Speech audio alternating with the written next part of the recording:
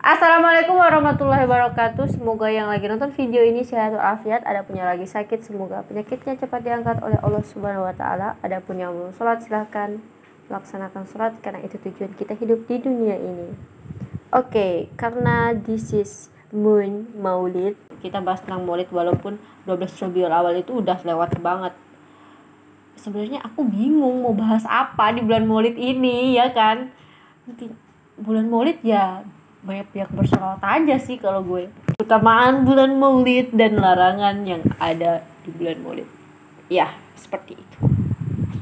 Oke, so next. Gue baca ya bunda-bundaku yang cantik-cantik dan abang-abang. So, keutamaan memperingati Maulid Nabi Muhammad SAW. Perintah Allah.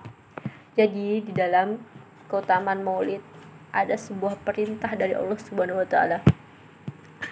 Melalui Al-Qur'an telah menyampaikan bahwa kita umat Islam hendaknya untuk senantiasa bersalawat kepada Nabi sallallahu alaihi wasallam. Kan aku udah bilang kan, namanya bulan Maulid, ya banyak-banyak aja bersalawat kepada Nabi karena ya ini tuh bulan lahirnya Nabi Muhammad gitu.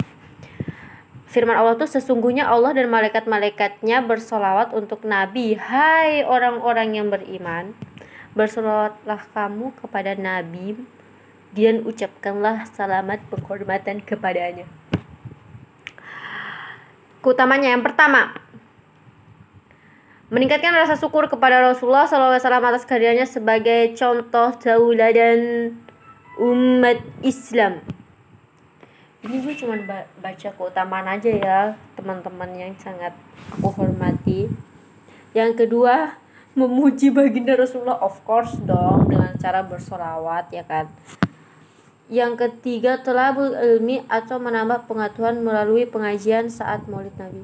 Sering kan juga masyarakat tuh kalau ada ini perayaan Maulid Nabi pasti mereka mengadakan pengajian.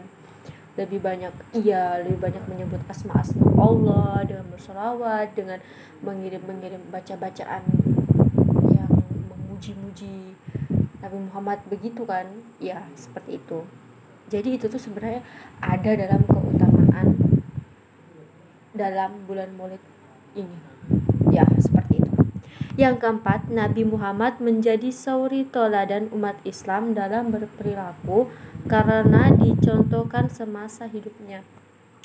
Jadi bulan Maulid ini anggaplah kita kayak belajar juga ya, untuk belajar suri teladan tuh kayak lebih belajar berbuat baik seperti Rasulullah begitu. Gimana sih kayak sunnah Rasulullah dalam berperilaku, dalam karakter Rasulullah yang gimana, yang yang seperti itu.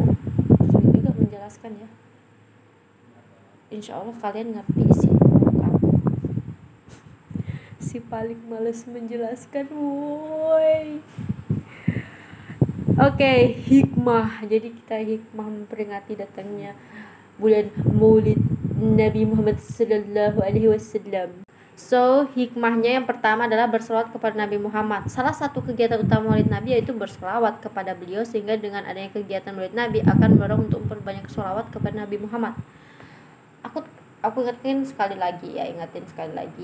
Selawat itu nggak cuma di bulan Maulid aja, mungkin kalau di bulan Maulid lebih banyak pahalanya ya, karena memang lagi datangnya bulannya Rasulullah lahir gitu. Tapi everyday kalau bisa kamu juga baca ini, karena memang selawat itu selalu diterima sama Allah gitu, tanpa perantara, pokoknya langsung diterima sama Allah. Itu yang aku tahu. Yang kedua, hikmahnya rasa cinta pada Rasulullah. Hikmahnya itu kayak ya rasa cinta, menandakan kita cinta Rasulullah dengan cara seperti itu, kayak dengan sholawat, dengan mengirim pujian-pujian. Ya of course lah, kita kalau mencintai ya seorang pasti kita juga kayak mengirimkan kata-kata yang berbentuk pujian manis, pujian-pujian yang menyanjung, ya seperti itu juga kepada Rasulullah ya kan, sama aja sama manusia kan. Oke, yang ketiga itu melanjutkan perjuangan Nabi Muhammad. Dulu semasa Nabi Muhammad zamannya dia itu kan kayak banyak banget rintangan demi rintangan dia lewati dengan sangat ikhlas, sabar, ya kan.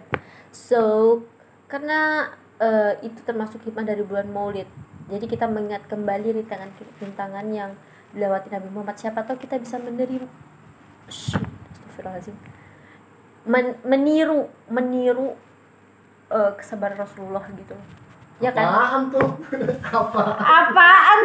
maksudnya, apaan tuh ya? Rintangan hidup yang ada di dunia ini mungkin beda ya dulu sama sekarang, cuman menurut aku rintangan tetap aja berat ya kan. Sabar aja yang penting ya, ikuti tuh karakter Rasulullah yang sangat sabar tuh, walaupun dilempari batu, ya Allah tuh. Nah itu. Yang keempat, bergembira. Of course kita menyambut Nabi Muhammad, hari lahirnya Nabi Muhammad tuh pasti bergembira dong. Ada tuh kisahnya si Nabi siapa namanya, bukan Nabi yang disiksa banget itu, siapa sih, Abu Bakar ya, pamannya itu sampai setiap hari Jumat dia, iya kan, dia kayak diringankan gitu hukumannya di neraka, karena dia bergembira menyambut hari lahirnya Rasulullah. Ya of course seperti itu. Memang kita harus bergembira sih, namanya juga kita umatnya ya kan, ya pastilah kan kita bergembira ya kan. Secara Rasulullah tuh kayak doanya tuh umatnya mulu, masa kita nggak bergembira sih menyambut hari lahirnya Nabi kita sendiri gitu loh. Allahumma sholli ala Sayyidina Muhammad. Oh iya, ada tuh kayak dibilang tuh di bulan-bulan ini tidak boleh menikah, tidak boleh membangun usaha tuh katanya no, itu salah ya kan. Ada loh yang bilang kayak gitu. Enggak, Maulid Rabiul Awal juga kayak gitu. Makanya saya bilang adakah begitu? Itu semua tuh mitos. Oke. Aku dapat sebuah artikel. Dalam artikel itu kayak tertulis perbuatan yang dilarang dalam peringatan Maulid Nabi. So, misalnya perbuatan-perbuatan bid'ah yang mengandung unsur syirik serta memuja-muja Nabi Muhammad secara berlebihan, seperti membaca wirid-wirid atau bacaan-bacaan yang sejenis yang tidak bersumber dan dalilnya itu nggak jelas. Ada tuh Umar kan, diriwayatkan dari Umar, ia berkata, aku mendengar Nabi bersabda, janganlah kamu memberi penghormatan, memuji atau memuliakan kepada saya secara berlebihan, sebagaimana orang Nasrani yang telah memberi penghormatan, memuja atau memuliakan kepada Isa putra Maryam. Saya hanya seorang hamba Allah, maka katakanlah saja hamba Allah dan Rasulnya. Iya sih. Tahu nggak, sebenarnya aku tuh kemarin dapat tema tuh dari junior. Nah dia tuh kayak ngerekomendasikan tuh temanya tuh yang kayak peran perempuan di masa mendatang gitu. Oh my god, kalau aku baca itu temanya dia tuh kayak kita tuh udah langsung kepikiran, ya memang sih peran perempuan tetap bakalan diupdate setiap saat ya kan. Peran perempuan tuh sangat penting. Lu pada tuh lahir dari perempuan loh. Jadi kalau kalian, peran perempuan tuh tetap ada sih.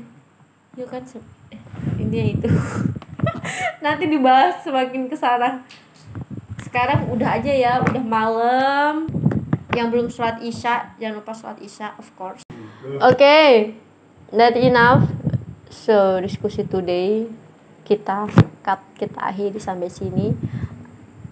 Semoga yang gue sampaikan tuh bisa diterima dan bermanfaat untuk kalian yang mau mendengarkan dan membuka link yang ini, link YouTube ini, dan kalian akan bersyukur mendengar apa celotehan gue yang ada di link ini. Oke, jika ada salah kata itu datangnya dari diriku, yang benar hanya milik Allah Subhanahu wa taala, karena Nafila di sini hanya belajar juga dengan cara menyampaikan kepada kalian semua. So, thank you udah nonton video ini. So, waalaikumsalam warahmatullahi wabarakatuh.